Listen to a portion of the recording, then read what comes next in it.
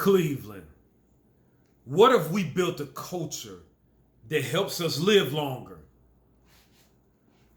Every city has an identity. When you think of New York, certain things come to mind. You think about fashion, you think hip hop, you think hustle, you think ambition. When you think of Atlanta, you think of entertainment, music, business, black influence, and a certain type of lifestyle. When you think about Chicago, Detroit, Los Angeles, Miami, every one of those places have developed a certain aura, a culture, a personality. But today, I want to ask my city a question. What do we as people think about when they hear Cleveland? When you hear Cleveland, what do you think? Culture-wise. Because I believe Cleveland has the opportunity that many cities have already missed.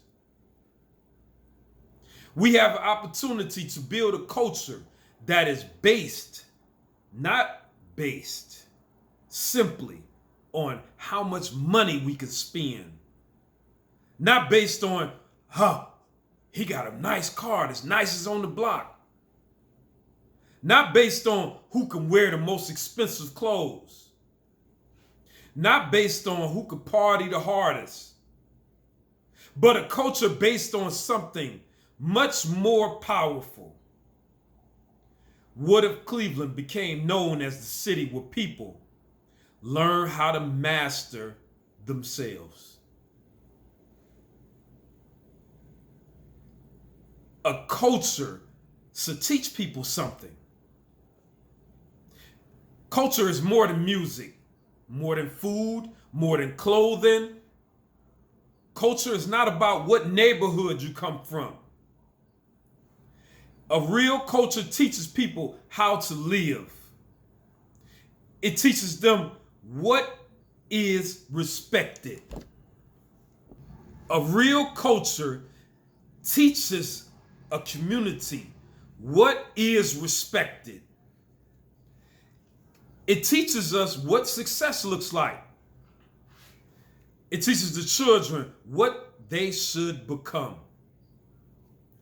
And that is where I believe we have to have a serious conversation.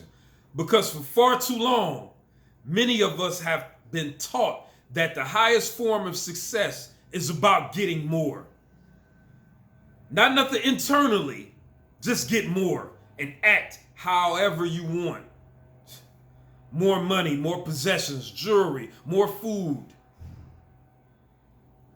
And there is nothing wrong with wanting prosperity and pleasure. Let me be first to clear that up. I want our people to have wealth. I want our people to have businesses. I want our people to own property. I want our children to become doctors, artists, inventors, and so forth and so on, and leaders. But I also believe something. If we teach our people how to acquire these things, but we never teach them how to control themselves, we have not truly empowered them. We have created an addicted person with no spiritual grounding. Because what is wealth if your body is breaking down? What is success if you cannot climb a flight of stairs? What is money if preventable diseases takes you away from your family before it's time?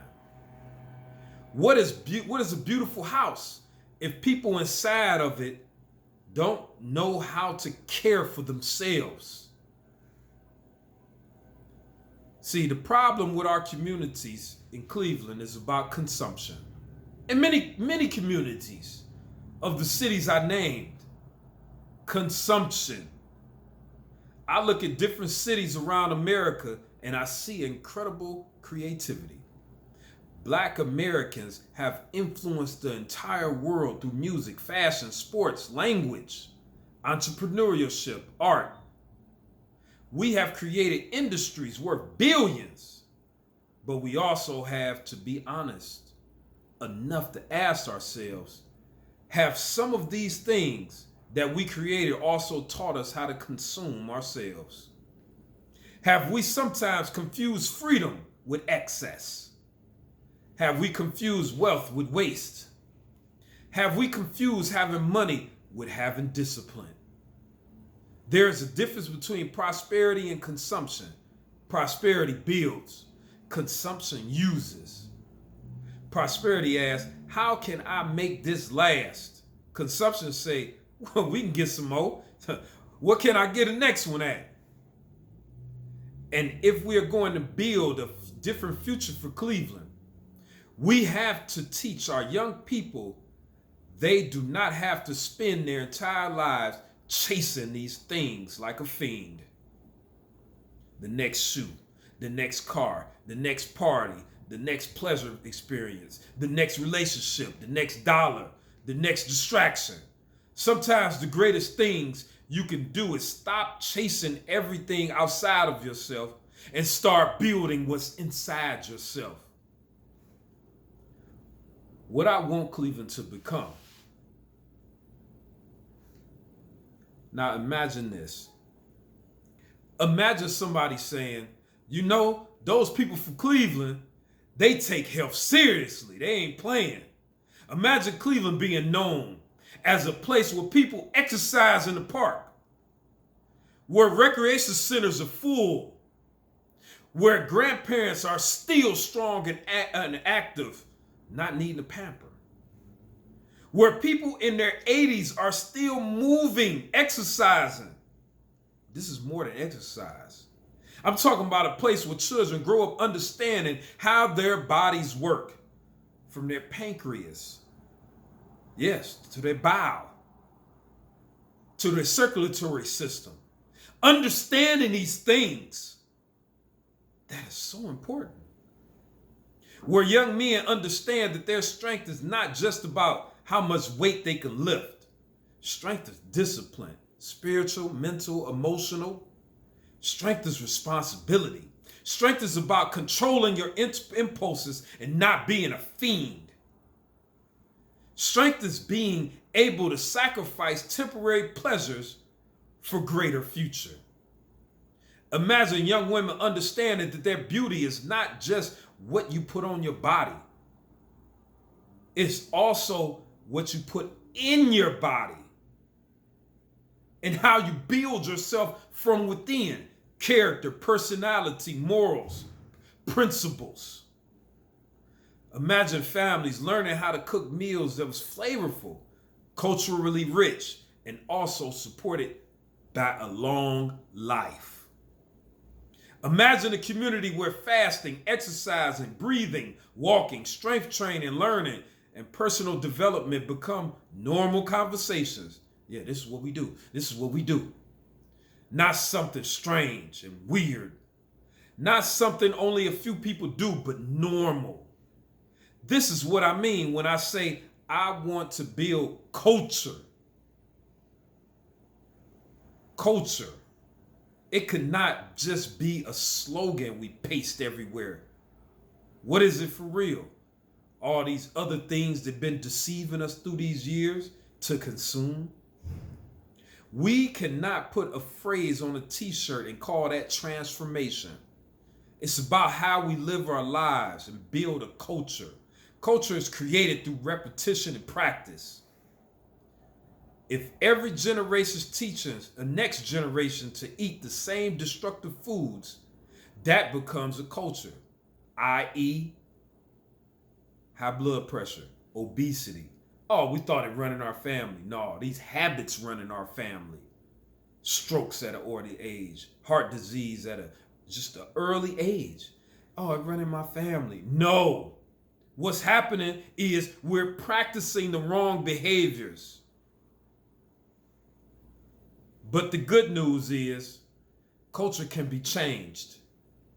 One family at a time, one recreation center at a time, one block at a time, one person at a time. That is why I created a philosophy called Master Self. One word, Master Self. Because before you can master a community, you have to learn how to master yourself. Before you can lead other people, you should learn discipline over your own habits, your body, your mind, your emotions, money, impulses. And I am not standing here pretending to be perfect. I want to spend the rest of my life helping others build a better way of living. Cleveland, it should be the cultural cornerstone of the new kingdom. Yeah, believe me, where we known for health and not just Cleveland Clinic. We learn how to maintain the human body instead of waiting until it breaks down and feebly living out the rest of our life. We should be known for discipline. We teach ourselves and our children how to do what needs to be done, even when we don't feel like doing it, because it benefits us. I hope we're known for knowledge.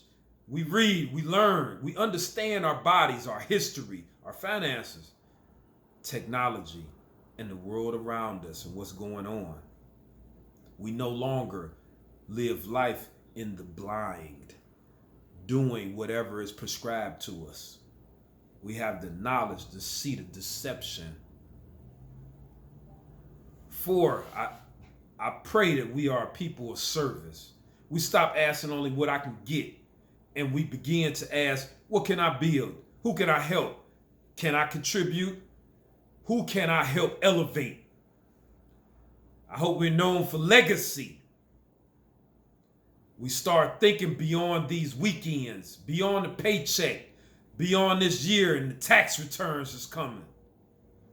What I am leaving behind for the next generation should be a thought. To me, that's culture.